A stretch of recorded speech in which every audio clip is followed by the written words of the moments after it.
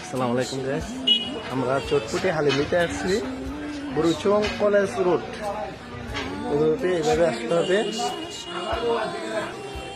আইসা এখানে পাবেন হালিম দোকান। ফার্স্টে হালিম দোকান, এটা বুড়ুচংয়ে আমরা আজ থেকে 8 বছর আগে পাইছিলাম রুটে আর কি, লোকদের রুটে এটা হালিম দোকান। ঠিক আছে, এখানে হালিম বেছে গরুর কি গরুর হালিম, এই বট এই হাবিজুর বিক্রি করে।